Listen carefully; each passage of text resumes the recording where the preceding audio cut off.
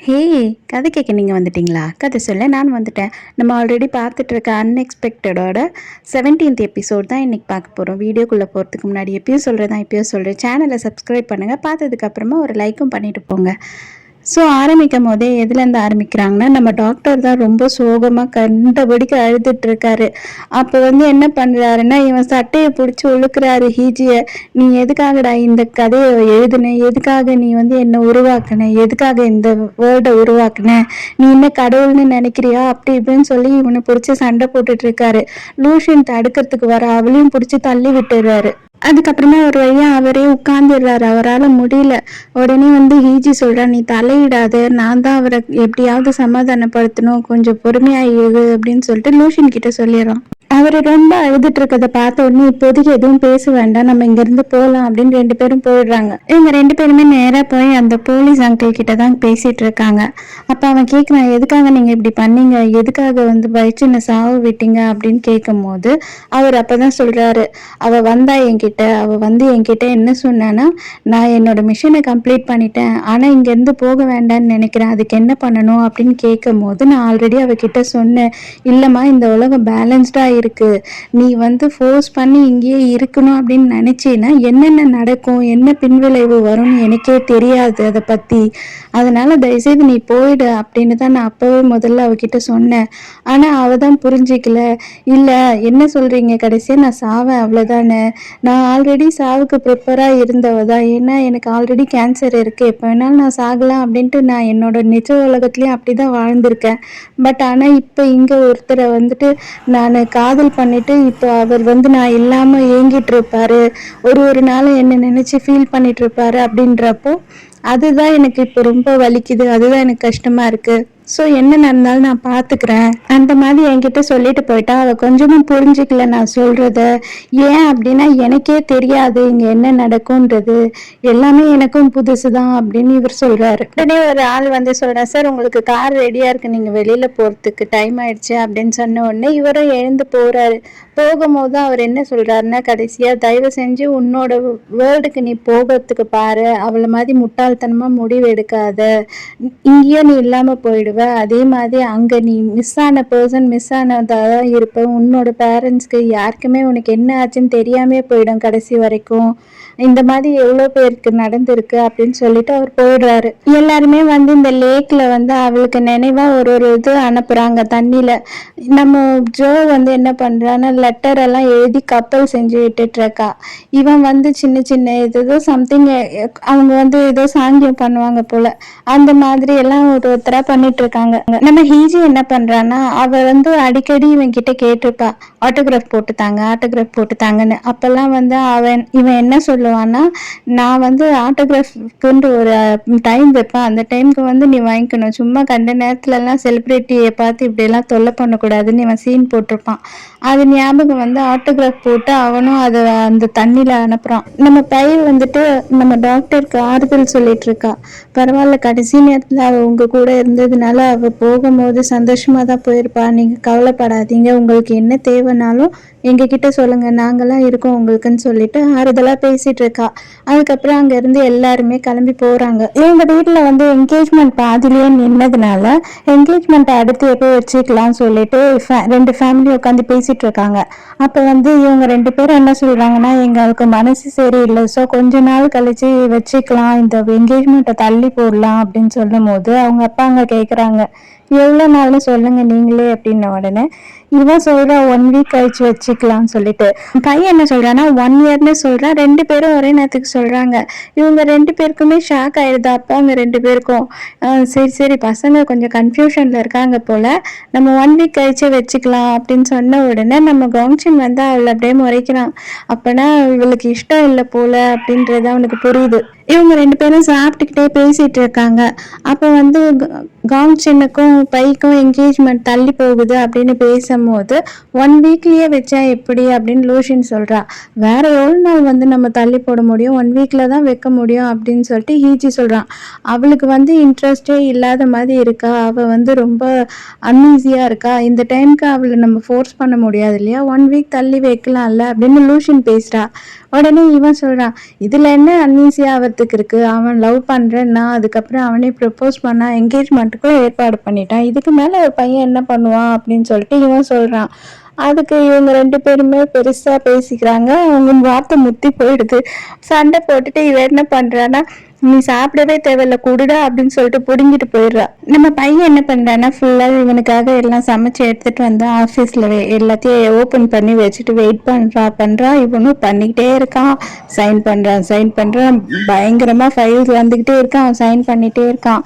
அவன் ரொம்ப நேரம் பார்த்து கடுப்பாயிட்டு இதெல்லாம் ஆறி போயிடுச்சுன்னா நல்லாவே இருக்காது, தயவு செஞ்சு சாப்பிடு அப்படின்னு சொல்லும் போது அவன் பார்த்துட்டு என்ன பண்றான்னா, ஆல்ரெடி எல்லாம் ஆறிதான் போச்சு, பேசாம நம்ம என்ன பண்ணலாம்னா வெளில போய் சாப்பிடலாம் வா அப்படின்னு கூப்பிடுறான்.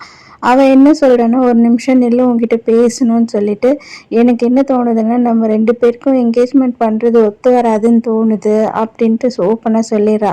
உடனே அவன் கேட்குறான், ஏன் உனக்கு சந்தேகமா இருக்கா அப்படின்ன உடனே, ஆமா இது நான் கரெக்டா வரும்னு எனக்கு தோணலை அப்படின்னு சொல்லிடுறா. அப்போ இவனோட அசிஸ்டன்ட் வேக வேகமா ஓடி வந்து போலீஸ் வந்திருக்காங்க சார் உங்களை தேடி அப்படின்னு சொல்றாங்க. அதோட அந்த சீனை கட் பண்ணிட்டு நம்ம ஹீஜியை தான் காட்டுறாங்க. ஹீஜி வந்து அந்த போலீஸ் அங்கிள் கிட்ட போய் வேகமா கேட்குறான், எல்லாமே உங்களுக்கு தெரியும் இல்லையா, அதுக்கப்புறமா எதுக்காக காங்சின்னை பைச்சினோட சாவில் இழுக்கிறீங்க நடுவில் அப்படின்ட்டு கத்துறான்.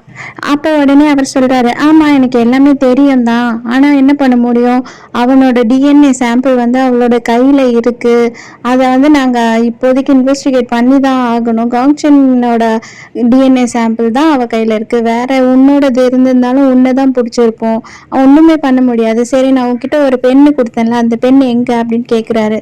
இவன் சொல்றான், நான் வந்து பைச்சின்காக தான் அதை கொடுத்தேன் அப்படின்னு சொன்ன உடனே அந்த பெண்ணே வந்து அவளை கொலை பண்றதுக்கு காரணமா ஆகணும்னு உனக்கு தோணவே தோணலையா அப்படின்னு இவர் கேட்குறாரு. அப்புறம் தான் இவனுக்கு புரியுது, மேபி அந்த பெண்ணுக்காக கூட யாருன்னா அவனை கொன்னுட்டு காங்சன் மேல பழி போட்டிருப்பாங்களோ அப்படின்னு சொல்லி உடனே டாக்டர் கிட்ட போய் கேட்குறான், அந்த பெண்ணை பத்தி உங்களுக்கு தெரியுமா அப்படின்னோடனே, ஏன் நான் தான் அதை திருடி வச்சுக்கிட்டேன்னு நீ யோசிக்கிறியா அப்படின்னு சொல்லும் போது உடனே அவர் கீயை எடுத்து கொடுத்து போய் என்னோட வீட்டில் எங்கே தேடணுமோ தேடி பார்த்துக்கோ அப்படின்னு கொடுத்துட்றாரு.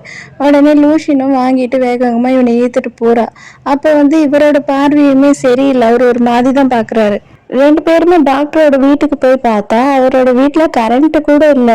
இவ்வளவு பெரிய வீட்டுல கரண்ட் கூட இல்லையே, இது என்னது ஒரு மாதிரி இருக்கு அப்படின்னு 2 பேருமே உள்ள போறாங்க. போய் எல்லா இடத்துலயும் தேடுறாங்க. அப்ப வந்து ஹீஜி கேக்குறான், நீ எதுக்கு டாக்டரையே சந்தேகப்படுற அப்படின்னு சொல்லும் போது, யார வேணாலும் சந்தேகப்படலாம், எல்லாருமே நம்ப முடியாது, அதுக்காக என்ன பண்ண முடியும் அப்படின்னு சொல்லிட்டு சொல்றா. அதுக்கு ஹீஜி சொல்றான், அவரோட நிலைமை என்னன்னு எனக்கு தான் புரியும், அவளை இழந்துட்டு அவர் எவ்வளவு கஷ்டத்துல இருக்காருன்னு உனக்கு ஃபீல் ஆகவே இல்லையா அப்படின்னு சொல்லும் போது, சரி விடு, அவருக்கே தெரியாம கூட இங்க எங்கன்னா ஒழிச்சு வச்சிருக்கலாம்ல, நம்ம தேடி பார்த்துட்டு போவோம் அப்படின்னு சொல்றாரு. மறுநாள் காலையில ஹீரோவை தான் காட்டுறாங்க. அவன் உட்காந்துக்கிட்டு காங்சனோட வேலையெல்லாம் பயங்கரமா செஞ்சுட்டு இருக்கான். கடுப்பா, ஐயோ எவ்வளவு வேலைடா கொடுப்பீங்க நீங்க அப்படின்ற மாதிரி காத்துட்டு இருக்கான். அப்ப வந்து அந்த அசிஸ்டன்ட் ஓடி வந்து சொல்றான், காங்சன் வந்து கல்யாணத்தையே கேன்சல் பண்ணிட்டாராம், அவருக்கு கல்யாணமே வேணான்னு சொல்லிட்டாருன்னு ஒண்ணு இவனுக்கு பயங்கர டென்ஷன் ஆயிடுது. ஐயோ அப்படின்னு சொல்லிட்டு அப்ப வந்து நம்ம பையன் லூஷனும் பேசிட்டு இருக்கிறத காட்டுறாங்க. லூஷன் கேட்குறா, எதுக்காக கல்யாணமே வேண்டான்னு முடிவு எடுத்தோம், நீ தள்ளி போடுறதா தானே சொன்ன அப்படின்னு சொல்லும் போது இவ சொல்றா, நான் அந்த முடிவுக்கே வரல, நான் வந்து சந்தேகமா இருந்த ஒரே ஒரு விஷயம், எனக்கு என்ன கஷ்டமா இருந்ததுன்னா டேட்டிங்கிற ஒரு லைஃபே இல்லாம போயிடுற மாதிரி இருந்தது, எல்லாமே சீக்கிரம் நடக்கிற மாதிரி எனக்கு கஷ்டமா இருந்தது, அதனாலதான் நான் கொஞ்ச நாள் டேட்டிங் பண்ணிட்டு அதுக்கப்புறம் கல்யாணம் பண்ணலான்னு நினைச்சிட்டே தவிர கல்யாணமே வேணாம் அப்படின்னு நான் நினைக்கவே இல்லை, நான் காங்சனை ரொம்ப லவ் பண்றேன் அப்படின்னு சொல்லிட்டு இவ அழுகுறா. இந்த ஹீஜி வந்து அவன் கேட்டுட்டு இருக்கான், எதுக்காக இப்படி நீ முடிவு எடுத்த, எதுக்காக கல்யாணம் வேணான்னு முடிவு எடுத்த அப்படின்னு சொல்லும் போது, இல்ல அவ மேல எந்த ஒரு தப்பும் இல்லை, எனக்கு அவளை ரொம்ப பிடிச்சதான் இருக்கு, எனக்கு கல்யாணம் பண்ணணும்னா அவளை பண்ணணும்னு ஆசையா தான் இருக்கு, ஆனா நான் இங்க வந்து உட்கார்ந்துட்டேன், இதுவே என் லைஃபா கூட போயிடலாம், அப்ப நான் அவ வாழ்க்கையை சேர்த்து கெடுக்க முடியாது இல்லையா அப்படின்னு சொல்லிட்டு அவன் சொல்றான். உடனே ஹீஜி சொல்றான், நீ கவலைப்படாத, என்கிட்ட ப்ரூஃப் இருக்கு, நான் உடனே உன்னை வெளியில கொண்டு வரேன் அப்படின்னு சொல்லிட்டு போறான். அதுக்கப்புறம் தான் நமக்கு காட்டுறாங்க, பைச்சின் என்ன பண்ணிருக்கான்னா, இன்கேஸ் நான் திடீர்னு மறைஞ்சு போயிட்டேன்னா என்ன பண்றது, அதனால டாக்டருக்கு நான் ஒரு லெட்டர் எழுதி தரேன், நீ ஓப்பன் பண்ணாம வச்சிருந்து இதை எடுத்து நான் மறைஞ்சிட்டேன்னா அவர்கிட்ட கொடுத்துரு அப்படின்னு சொல்லிட்டு ஒரு லெட்டர் எழுதி கொடுத்துருக்கா. அந்த லெட்டர்ல அவ என்ன எழுதியிருக்கான்னா, இந்த மாதிரி எனக்கு உடம்பு சரியில்லாதனால எனக்கு வலி தாங்க முடியாம நானே கூட ஜம்ப் பண்ணி செத்துருப்பேன், ஸோ நீங்கள் என்னை பற்றி கவலைப்படாதீங்க அப்படின்லாம் சொல்லி டாக்டருக்காக எழுதியிருக்கா. இப்போதான் அவனுக்கு அது ஞாபகம் வந்து எடுத்துட்டு வந்து இந்த போலீஸ் அங்கிள் கிட்ட கொடுக்குறான். அவர் உடனே கேட்க, என்னடா பெண்ணு கிடச்சிடுச்சா, இதை எப்படி ரெடி பண்ண அப்படின்னு சொன்னோன்னே, இல்லை நீங்கள் இதை டெஸ்ட்டுக்கு கூட அனுப்பிச்சிக்கோங்க, இது அவளோட ரைட்டிங் தான், உயிரோட இருக்கும் போது எழுதி கொடுத்தது, இதுக்கு மேலே நீங்கள் காங்ஷனை பிடிச்சி வச்சுட்டு இருக்கணும்னு அவசியம் இல்லை, தயவு செஞ்சு அவனை வெளியில விடுங்க அப்படின்னு சொல்லிடுறான். அப்போ என்ன ஆகுதுன்னா, நம்ம காங்ஷனை வந்து பை பார்க்கறதுக்காக போலீஸ் ஸ்டேஷனுக்கு வரா. வந்த உடனே அவள் ஒவ்வொன்று அழ ஆரம்பிச்சிடுறா.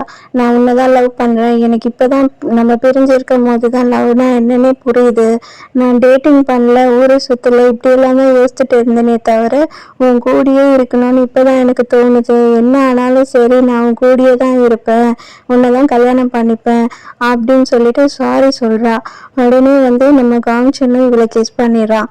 அப்பாடா, இப்பயாவது அவ கொஞ்சம் நிம்மதியா இருப்பான்னு நினைக்கிறேன். காங்ஷன் கட்டி பிடிச்சிட்டு சொல்றான், இனிமே நான் உன்னை விட்டுட்டு எங்கேயுமே போக மாட்டேன் அப்படின்னு வந்து இவ கதறி கதறி அழுறா. மறுபடியும் உட்காந்து இவங்க ஃபேமிலியா எல்லாம் டின்னர் பண்ணிட்டு இருக்காங்க. அப்போ வந்து பேசிக்கிறாங்க. காங்ஷன் சொல்றான், என்னை மன்னிச்சிருங்க, நான் வந்து ஒரு கேஸ் விஷயமா ஜெயிலுக்கு போகவே தான் நான் இந்த கல்யாணத்தை பிரேக் பண்ணேன், அது கூட வந்து அவளோட லைஃபை கெடுக்க வேணான்றதுக்காக தான், நீங்க எல்லாரும் என்ன மன்னிச்சிடுங்க அப்படின்னு அவன் மன்னிப்பு கேட்கிறான். நம்ம டாக்டரும் அங்கேயே தான் இருக்காரு. அவர் மூஞ்சும் ஒரு பார்வையும் கொஞ்சமும் சரியில்லை. இவன் என்ன பண்ண போறான்னு தெரியல. அதுக்கப்புறம் அவங்க எல்லாரும் என்ன முடிவு எடுக்கிறாங்கன்னா, சரி சீக்கிரமே வந்து நம்ம ஒரு வெட்டிங் டேட் அரேஞ்ச் பண்ணிடலாம், இனிமே பேசி டிசைட் பண்ணிக்கலாம் அப்படின்னு சொல்லியிருக்காங்க. அப்புறம் என்ன ஆகுதுன்னா, இவங்க 4 பேரும் ஒரு ரெஸ்டாரண்ட்ல உட்காந்துக்கிட்டு நம்ம காங்ஷனும் பையன் அவங்களோட வெட்டிங் ட்ரெஸ் செலக்ட் பண்ணிட்டு இருக்காங்க. இது ஓகேயா இது ஓகேயான்ட்டு காங்ஷன் கேட்கும் போது இவ எல்லாமே எனக்கு பிடிச்சிருக்கு அப்படின்னு சொல்றா. அப்ப எல்லாத்தையும் வாங்கிடலாம் அப்படின்னு அவன் சொல்லும் போது, இல்ல நான் அப்படி மீன் பண்ணல. இவங்க 2 பேரும் இப்படி ஜாலியா பேசிட்டு இருக்கதை இவங்க 2 பேரும் பார்த்துட்டு இருக்காங்க. லூஷியன் ரொம்ப சோகமா பார்த்துட்டு இருக்கா. நம்ம ஹீஜி ஓரளவு சந்தோஷமா இருக்கா. அப்ப காங்ஷன் சொல்றா, அப்ப உனக்கு என்னதான் வேணும், இதான் வேணுமா அப்படின்னு சொல்லிட்டு இவன் நெத்தியில கிஸ் பண்றான். இவளும் உடனே ஆமா ஆமா அப்படின்னு சிரிக்கிறா. இது பார்த்த உடனே வெக்க வந்துடுது ஹீஜிக்கு. ஆனா லூஷியன் ரொம்ப ஃபீல் பண்ணிட்டு இருக்கா. நம்ம ஹீஜிக்கு ரொம்ப வருத்தமா தான் இருக்கு. அவன் என்ன பண்ணா, உட்காந்து கிறுக்கி கிறுக்கி வரைஞ்சிட்டு இருக்கான் எதையோ. அப்ப அவ கீழே இறங்கி வரா. உடனே அவ வந்த உடனே உன்னோட மைண்டை மாத்திட்டு, ஏன் ஃபீலிங்கா இருக்க, கொஞ்சம் சரி, நாளைக்கு உன்னோட புக்கு வந்து எல்லா கடைகளுக்கும் வந்துடும், இன்னைக்கு பப்ளிஷிங் எல்லாம் முடிஞ்சிடும் அப்படின்னு சொல்லும் போது அவளும் சிரிக்கிறா. இவனுக்கு ஒரு ஃபோன் வருது. என்னன்னு தெரியல, தப்பு தப்புன்னு ஓடுறாங்க 2 பேரும். அப்புறம் பார்த்தா தான் தெரியுது, இவளோட புக்கு பப்ளிஷிங் நடந்திருந்தது இல்லையா, பிரிண்டிங் நடந்திருந்த குடோன்ல தான் ஃபுல்லாக நெருப்பு பிடிச்சி எல்லாம் எரிஞ்சு போயிடுச்சு. அது பார்த்த உடனே இவளுக்கு ரொம்ப கஷ்டமாயிடுது. இவன் உள்ளே ஓடி போகலாம் அப்படின்னு பார்க்கும் போது அங்கே வந்து தடுக்கிறாங்க. எல்லாமே எரிஞ்சிடுச்சு, தயவுசெய்து கம்முன்னு இருங்க அப்படின்னு சொல்லிட்டு. அப்போ வந்து ஒருத்தர் நடந்து போகிற மாதிரி காட்டுறாங்க. அது டாக்டர் மாதிரி தான் இருக்கு பின்னாடி இருந்து பார்க்கும் போது. நம்ம லூஷன் என்ன பண்ணுறான்னா, மறுநாள் காலையிலேயே வந்துட்டு நம்ம டாக்டரோட கிளினிக் இருக்கு இல்லையா ஸ்கூல்ல, அது ஃபுல்லாமே தேடி தேடி பார்க்குறான். அந்த பெண்ணு கிடைக்குதா, ஒரு வேளை டாக்டர் தான் வச்சிருக்காருன்னு அவளுக்கு ஒரு டவுட்டு. அப்போ கரெக்டாக டாக்டர் வந்துடுறாரு. அவர் வந்த உடனே சொல்றாரு, மெடிசன் தேவையா, அது இங்கே இருக்கு அப்படின்னோடனே அவள் அப்படியே சைலண்டா நிற்கிறா. இவங்க வந்து ரெகுலர் செக்அப் பண்ணுவாங்க போல இருக்கு பை வீட்டில். அப்போ என்ன டாக்டர், ஏன் ஒரு மாதிரி இருக்கீங்க, எதனா ப்ராப்ளமா அப்படின்னோடனே, இல்லை எதுவும் ப்ராப்ளம்லாம் இல்லை, உங்கள் 2 பேரோட பிளட் குரூப்பும் வந்து ஏவா இருக்கு, பட் ஆனால் வந்து நம்ம பையோடது ஏபியா இருக்கு, அதனால கண்டிப்பாக வந்து அவள் உங்கள் குழந்தையா இருக்காது, ஸோ நம்ம வந்து டிஎன்ஏ டெஸ்ட் எடுத்து பார்ப்போம் அப்படின்னு ஒரு குண்டை தூக்கி போட்டுறான் இவன். உடனே இவங்களும் என்ன பண்ணுறதுன்னு தெரியாமல் முழிக்கிறாங்க. அவன் டிஎன்ஏ டெஸ்ட்டும் எடுத்துட்டு வந்துட்டு ஃபைலை கொடுக்குறான். ஆமாம், நான் நினச்சது உண்மைதான், அவள் வந்து உங்களோட பொண்ணு கிடையாது அப்படின்னோடனே, அப்போ யார் என்னோட பொண்ணு அப்படின்னு கேட்குறாங்க. அதே டைமுக்கு அதே நாளில் பிறந்த லூஷின் தான் உங்களோட பொண்ணு அப்படின்னு சொல்லிடுறான். இங்கே ஈஜிக்கு வந்து ஏதோ தப்பாக நடக்கிற மாதிரியே இருக்கே அப்படின்னு தோணிட்டு இருக்கு. இவன் உட்காந்து இங்கே யோசிச்சுட்டு இருக்கான், எனக்கு எதுவும் சரிப்படலையே அப்படின்ட்டு. இப்போ இங்கே எல்லாருக்குமே தெரிஞ்சிச்சு இந்த விஷயம். மறுபடியும் எல்லாரும் சேர்ந்து ஒரு டிஎன்ஏ டெஸ்ட்டுக்காக கொடுத்துட்டு வெயிட் பண்ணிட்டு இருக்காங்க. உடனே எல்லாரும் ஒரே திருன்னு முடிச்சுட்டு இருக்காங்க. என்னடா பண்றதுன்னு லூஷன், காங்ஷன் எல்லாரும் இங்கதான் இருக்காங்க. அந்த டெஸ்ட் ரிசல்ட் எடுத்துட்டு அவங்களோட அங்கிள் இன்னொருத்தர் இருக்காரு இல்லையா, அவரே வந்துடுறாரு.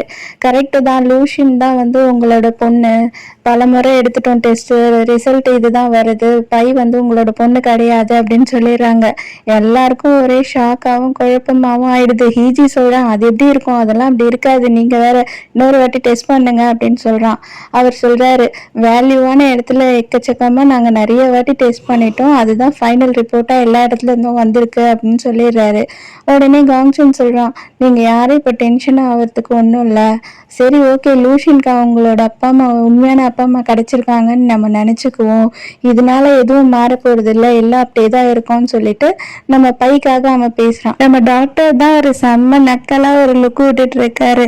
எல்லாம் மாட்டிக்கிட்டு முழிக்கிறீங்களா, நல்லா முழிங்கன்ட்டு. நம்ம ஹீஜி இப்போ இன்ஸ்பெக்டர் கிட்ட எல்லாத்தையும் சொல்லிட்டு இருக்கான். அப்ப இன்ஸ்பெக்டர் சொல்றாரு, உனக்கு இது புரியலையா, அந்த பெண்ணை யார் வச்சிருக்காங்களோ அவங்க தான் இது எல்லாத்தையுமே மாத்துறாங்க, நான் அப்போலேருந்து அதை தான் சொல்லிட்டு இருக்கேன், மர்டருக்கான வெப்பனே அதுதான், அதனாலதான் கொலையும் நடந்தது, இப்ப இந்த விஷயங்களும் நடக்குது, நீ நல்லா திங்க் பண்ணி பாரு, உன்னோட மிஷன் எப்போ முடியும், நம்ம பைக்கும் காங்சனுக்கும் வந்து என்கேஜ்மெண்ட் நடக்கணும், நம்ம லூஷின் வந்து இந்த உலகம் ரொம்ப அழகா இருக்குன்னு சொல்லணும், அப்பதான் மிஷன் முடிஞ்சு நீ போவே இல்லையா, இப்ப வந்து லூஷினுக்கும் காங்சனுக்கும் தான் என்கேஜ்மெண்ட் நடக்கும், அதே வார்த்தையை வந்து நம்ம பை தான் சொல்லுவா, அப்போ உன்னோட மிஷன் முடியாது, அப்போ நீ இங்கேயே மாட்டிக்கிற மாதிரி தானே இருக்கும், அப்போ இதை யாரோ வேணும்னு செய்கிறாங்கன்னு தானே இருக்கு அப்படின்ட்டு இவர் சொல்றாரு. இவனுக்கு ஒன்றுமே புரியல, எனக்கு என்ன பண்ணுறதுன்னே புரியலையே அப்படின்றான். அதுக்கு அவர் சொல்றாரு, இப்போ நீ என்ன பண்ணணும்னா லூஷினையும் காங்சனையும் கன்வின்ஸ் பண்ணி அவங்க 2 பேருக்கும் வந்து என்கேஜ்மெண்ட் நடக்க வைக்கணும், நம்மளோட பையோட வாயில இருந்து இந்த உலகம் ரொம்ப அழகா இருக்குன்னு சொல்ல வைக்கணும், இப்போ இது எவ்வளவு கஷ்டமான விஷயம்னு புரியுதா அவனுக்கு அப்படின்னு சொல்றாரு. இப்போ இது எவ்வளவு கஷ்டம்னா, லூஷின் வந்து நம்ம ஹீஜியை லவ் பண்றா, காங்சனும் பையன் லவ் பண்றாங்க, இப்போ அந்த பேரை அப்படியே டோட்டலா மாத்தணும்னா அது ரொம்ப கஷ்டம் இல்லையா, ஸோ இப்போ அதுதான் இவனுக்கு வந்து மிஷனா அவன் மாத்தி விட்டுட்டான், அந்த பெண் வச்சிருக்கவன் அது யாருன்னு கண்டுபிடிக்கணும், அதை தான் இவன் திங்க் பண்ணிட்டு உட்காந்துட்டு இருக்கான், இப்போ என்னடா பண்றதுன்னு தெரியாம. ஸோ நான் இந்த ட்விஸ்டையும் எதிர்பார்க்கல, இதுவும் நல்லா தான் இருக்கு. ஓகே, நாளைக்கு கதை கேட்க மறக்காம வந்துருங்க, நானும் கதை சொல்ல மறக்காம வந்துடுறேன். பாய்.